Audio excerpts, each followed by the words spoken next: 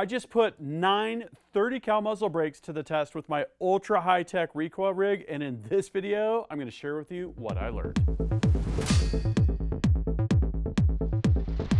Gavin here from UltimateReloader.com. I have just made major updates and enhancements to our recoil testing capabilities here at Ultimate Reloader, and that means it's time for our very first muzzle brake shootout. What I've done is I took an inventory of the 9 30 cal muzzle brakes here in the shop, and we put them through a complete suite of tests. Here's the brakes that we tested from left to right.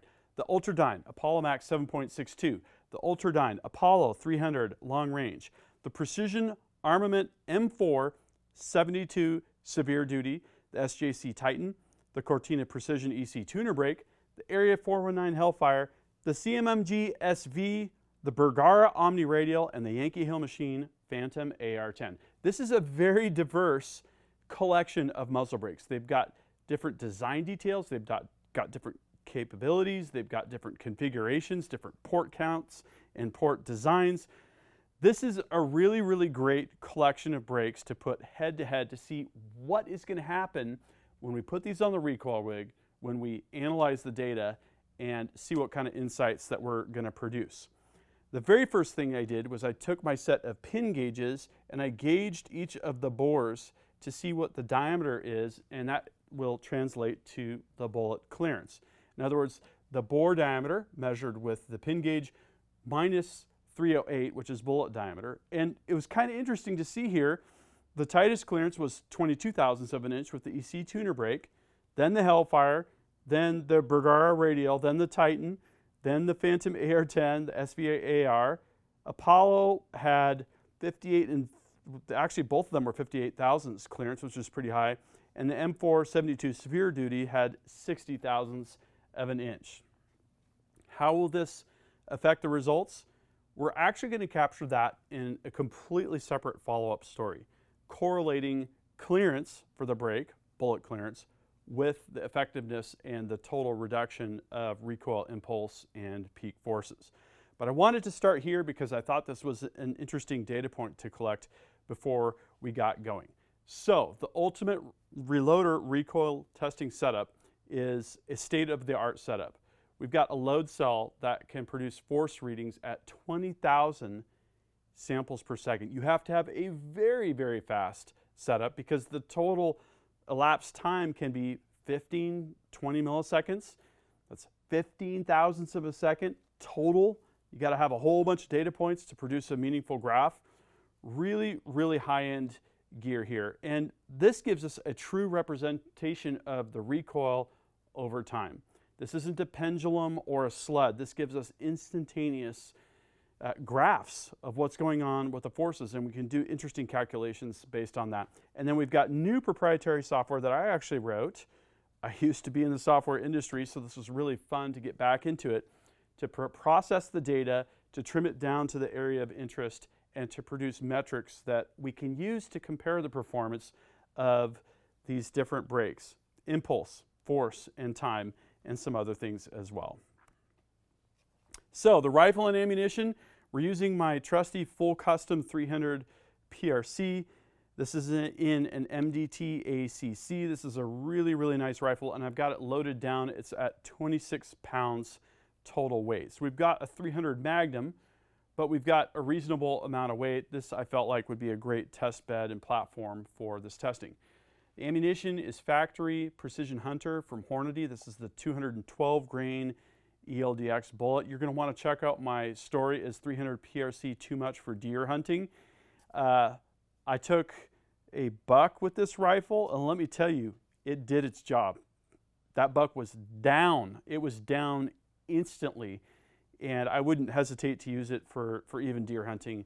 Again, really, really good stuff. So we put each of these brakes on the rifle, and we took one shot.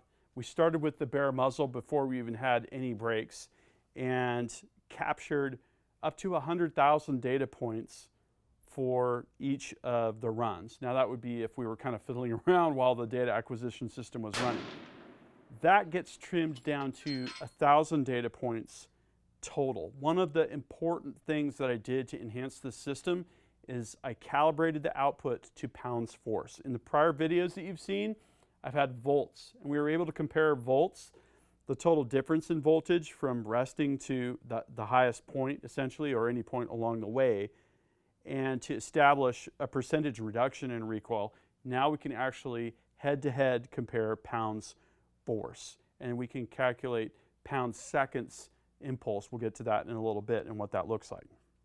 So after we had collected all of the data and we had to run it through my proprietary software and graphed it, this is what we saw. The blue line at the top there is the bare muzzle, and there's no surprise that it had the highest peak force. What was a little bit of a surprise is that it had the shortest time duration. You can see it kind of rises really quick and then it comes back down really quick, and maybe that makes sense based on once the bullet is out of the barrel, it just has a little bit of a puff and then it's kind of gone. I'm going to have to think about that, and maybe you guys could weigh in on exactly why that shape is a little bit different. And you can see just below that the CMMG SV, this design is not super aggressive, so it reduced the forces a little bit, you can see there.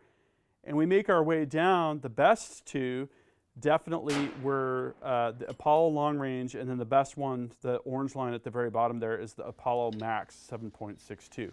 Again, not super surprising because it's a 4-port design. It's got very aggressive ports, and it's advertised as a very effective brake. And as you can see here, incredibly, incredibly effective. And another thing that I want to point out on this graph that we can see here visually is the peaks kind of line up. You know, you've got multiple brakes, even of different manufacturers, different port counts, where you can see these little peaks, and then above that there's another peak, and then the line above that there's another peak. My theory on that is that that probably corresponds to the natural frequency of this chassis. So if we had it hanging from a rope and we hit it with a stick to make it like a gong, I'm thinking that the frequency we're seeing here would probably correlate to the natural frequency of the chassis. And this is a really important thing when we consider accuracy and, you know, the dynamics of the barreled action and the stock all together as a complete rifle.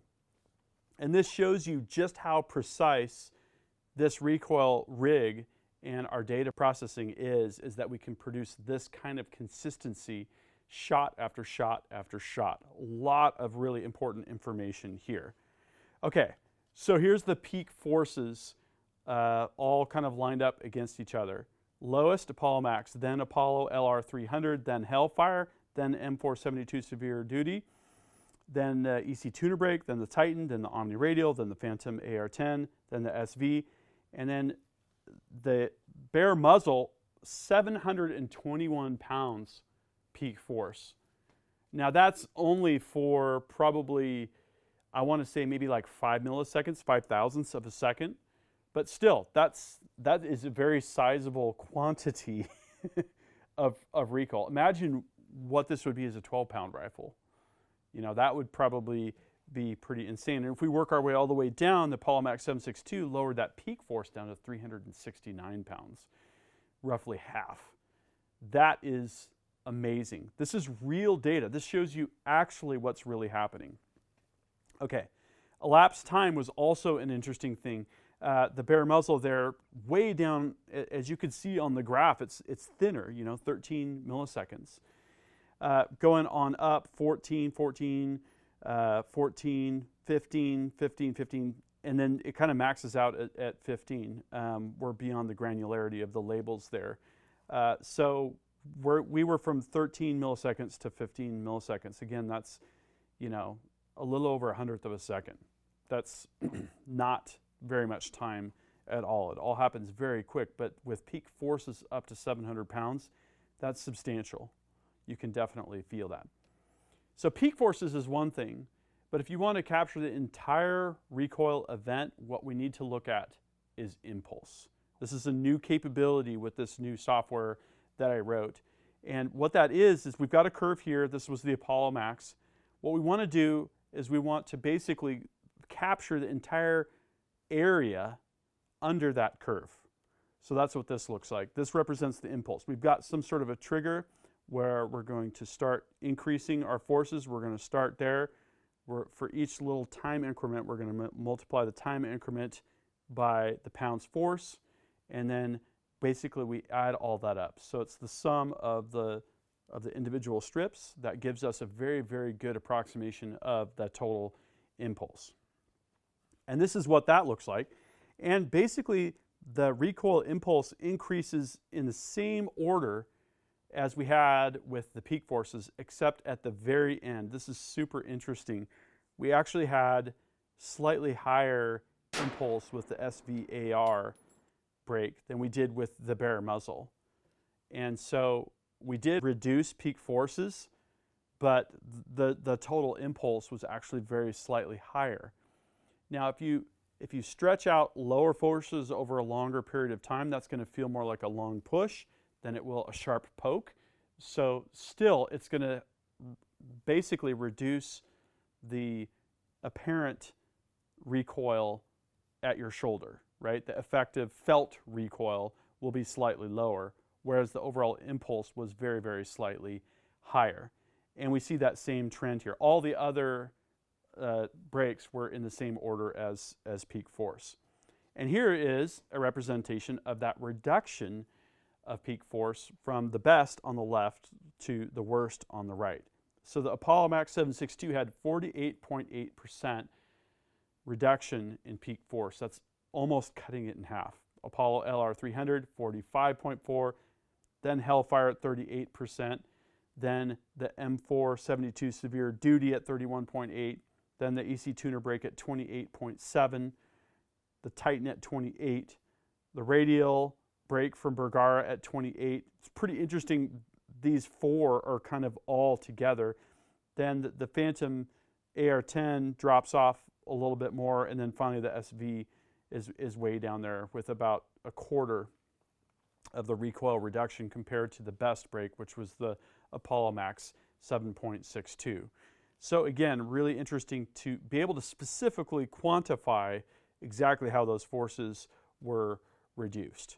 So this was a super, super interesting experiment for me and a really great validation exercise. We're getting some really good, really consistent data here.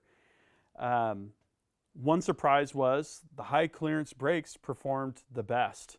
You know, the 58 thousandths of an inch, I think it was, that both of the Ultradyne brakes had, and they performed the best. My guess is if you made that clearance even tighter, it might even improve just a little bit. That would be a super interesting experiment to perform. And like I said, I do have a follow-up story planned based on that. Yeah, the Apollo Max 762 and Apollo 300 long range, they performed the best. Almost 50% recoil reduction for the Apollo Max 762.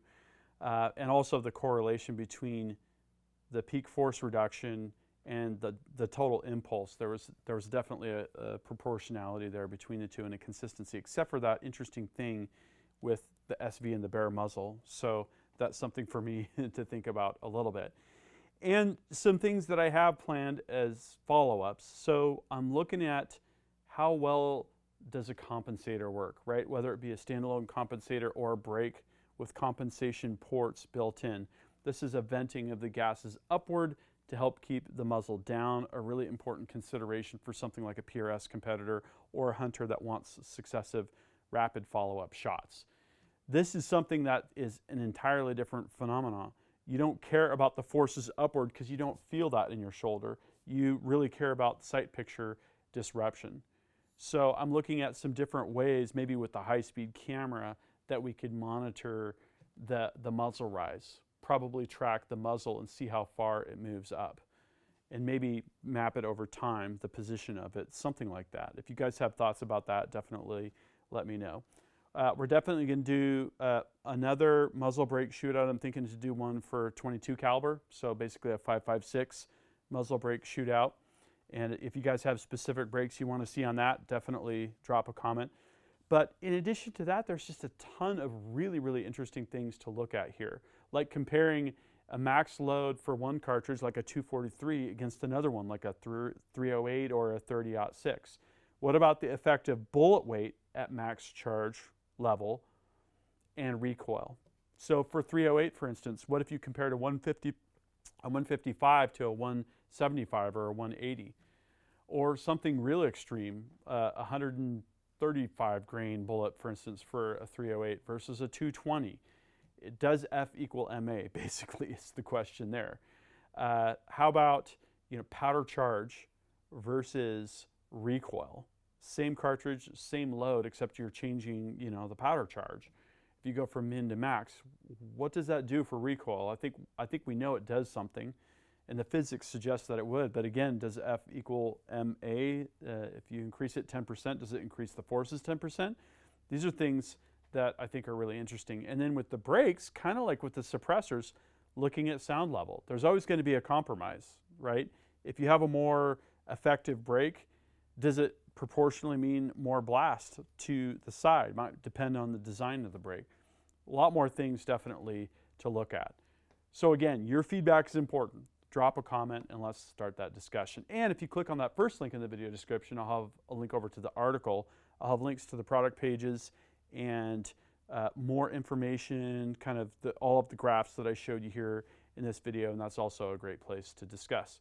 So thank you for watching. That concludes this video, and that means it's time to wrap it up. I hope you liked this video. If you did, please give it a big thumbs up. Also, make your voice heard. If you have something to say, please drop a comment. Make sure you're subscribed with notifications because you're not going to want to miss the awesome content that is coming up. And finally, flex your reloading pride. You could look great in one of these t-shirts. We've got multiple designs at the Ultimate Reloader store. I'll see you later because I'm off to go shooting.